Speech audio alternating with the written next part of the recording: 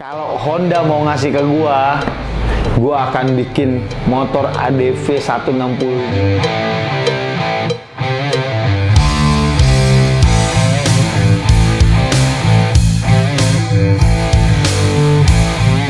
Halo motoris, balik lagi dengan gua Kodok dari Naik Motor Gaspol. Nah, hari ini gua ada sedikit akan ngebahas tentang motor, tepatnya sih Matic Adventure gitu. Setelah kemarin gue membahas salah satu motor pabrikan Eropa yang masuk ke Indonesia, Matic Adventure, sekarang ini kita akan ngebahas salah satu motor Jepang.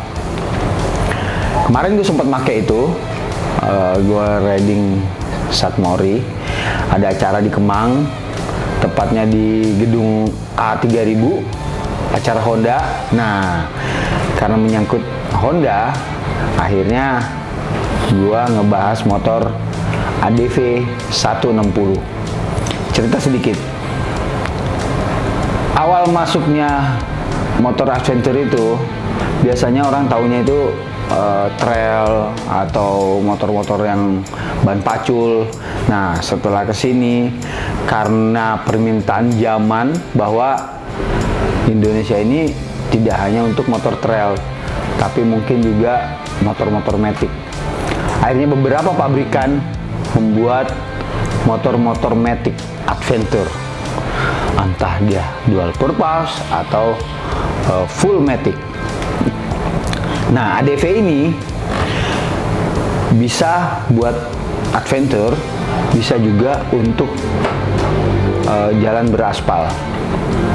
Karena Honda sebelumnya telah mengeluarkan ADV 155.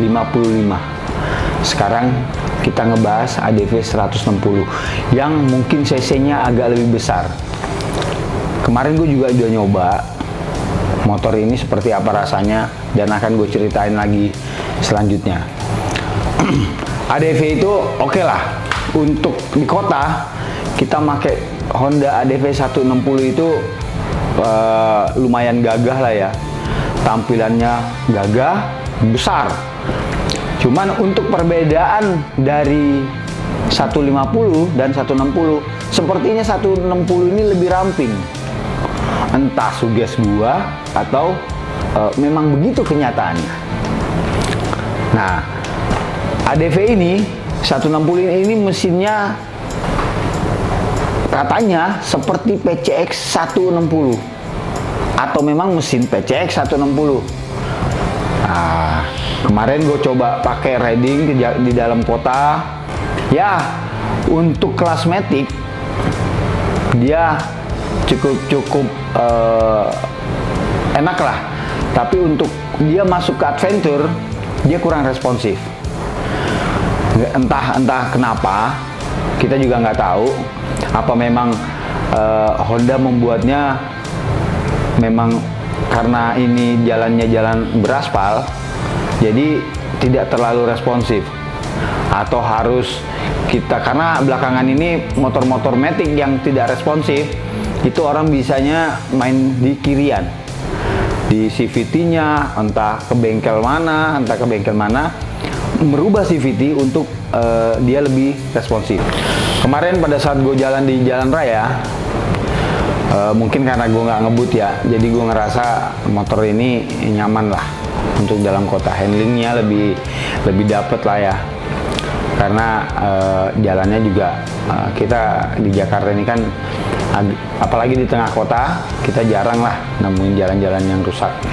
Tapi memang Adventure Matic ADV 160 ini atau sebelumnya 150 memang didesain bukan hanya untuk kontur-kontur jalan yang halus.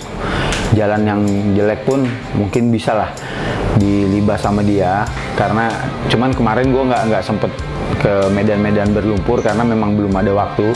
Tapi suatu saat ADV ini akan gue bawa ke jalan-jalan berlumpur lah. Nah, tampilan ADV ini, windshieldnya ini bisa diturun, ada setelan untuk naik turun lah ya. Mungkin Honda memang menciptakan biasanya windshieldnya itu otomatis, tapi karena ini manual, mungkin karena sesuai dengan harga, karena yang lebih mahal itu mungkin Honda Forza, itu windshieldnya bisa di setel untuk naik turun, sedangkan ADV ini windshieldnya bisa diatur manual, jadi naik turun ini manual. Dengan tampilan lampu yang dari depan sih kelihatan keren ya, mirip robot lah tampilan headlampnya atau sennya, dan spakbornya juga, spakbor belakang, spakbor depan itu memang agak mengecil. Jok itu ada dua bagian ya, ada untuk penumpang sama pengendara, penumpang yang mengendarai dan dibonceng itu kayaknya lapisannya ada dua model. Dengan jok lebar itu dijamin pengendaranya itu agak-agak nyaman dan tidak gampang capek, ditambah dengan footstep yang agak lebar. Motor ADV ini mempunyai kapasitas tangki sekitar 8 liter ya, tepatnya 8,1. Nah, dengan perbandingan 1:45, lu bisa berkendara dengan full tank sejauh 360-an. 360 sekian lah, tergantung tangan lu itu sekolah atau enggak. Karena di dunia bikers itu kadang-kadang konsumsi bahan bakar itu sangat penting. Nah, borosnya bahan bakar itu tergantung kita, gimana cara kita untuk memanage putaran gas motor kita. ADV F160 ini sudah menggunakan pendingin cairan ya, alias radiator, dengan mesin kalau kita biasa lihat di Honda itu ada tulisan PGM FI, jadi program fuel injection.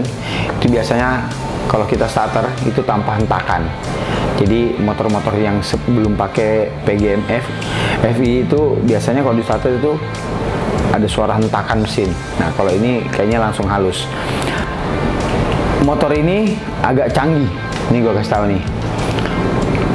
Ada namanya hard stop sinyal. Jadi pada saat lu ngebut, tiba-tiba lu hard braking atau lu ngerem sekeras-kerasnya, kedua lampu hazard yang ada di motor ini secara otomatis akan menyala, yang menandakan pengendara di belakang harus hati-hati biar tidak nabrak pengendara yang ada di depan. Speedometer di Honda ADV 160 ini ukurannya agak lebih kecil ya, jadi agak-agak simple lah untuk kita ya pengendara itu, jadi nggak menghalangi pandangan ya. Yang bikin gue kaget, speedometer itu ada analog yang bisa digeser untuk mengubah bagian-bagian speedometer untuk melihat informasinya. Jadi di situ ada tombol atas bawah kiri kanan. Kalau itu lo pencet, lo bisa ngelihat di indikator speedometer itu apa-apa aja yang lo rubah.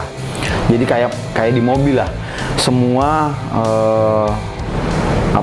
ada di bagian stang. Jadi tidak lagi menghalangi pengendara atau buat ribet lu lah kalau misalnya lu mau setel gini. Nah, di situ sudah ada dekat, jadi lu tinggal pencet itu. Dan juga setahu gua dia sudah mempunyai colokan USB. Jadi lu nggak usah khawatir pada saat lu touring jauh atau yang lu lupa bawa charger. Nah, di HDV 160 ini udah ada colokan USB. Jadi lu tinggal beli holder untuk HP. Tapi gue saranin jangan main handphone pada saat berkendara, karena itu adalah salah satu contoh keselamatan berkendara lah. Karena itu akan ada, kalau nggak salah itu ada aturan dan akan ditilang buat pengendara yang main handphone pada saat pengendara. Jok ADV ini juga memiliki dua motif, bagian depan dan belakang.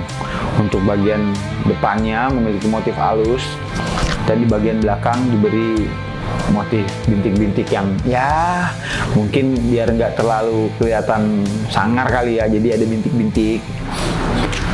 Bagasi motor ini lebih besar 2 liter daripada ADV 150, yaitu 30 liter. Nah, di dalam jok juga lebih kokoh, ada toolkit, dan kemarin gue coba gue bisa masukin helm, tapi sepertinya cuma 1 helm ya untuk di bawah jok ini. Di bagian bodi pun ya lebih ramping, pijakan kakinya lebih lebar. Jadi buat lo yang pengendara memiliki tingkat kenyamanan di motor ini, pas lah untuk dibawa kemana-mana. Untuk varian yang gue coba kemarin keliling dalam kota, itu adalah ADV 160 tipe ABS. Nah, tipe ABS itu harganya sekitaran 39, sekian juta lah ya, hampir 40. Mungkin beda-beda 2 juta lah dengan harga-harga Honda ADV 160 yang non ABS, atau bisa dibilang CBS. Overall sih motor ini menurut gua pas lah untuk segi harga dan kualitas. Cuman kalau gua pribadi untuk beli motor ini belum, karena menurut gua untuk sebuah motor adventure, motor ini kurang responsif. Cuman kalau Honda mau ngasih ke gua akan bikin motor ADV 160 ini tarikan bawahnya lebih responsif. Bagaimana? Honda mau masuk? Gua akan membuat ADV ini menjadi lebih responsif. Oke? Sekian review gua tentang motor Honda ADV ini. Buat teman-teman motoris, silahkan lu ke dealer terdekat, lu coba Honda ADV 160 ini. Jangan lupa share, subscribe, and like. Naik motor Indonesia, gaspol!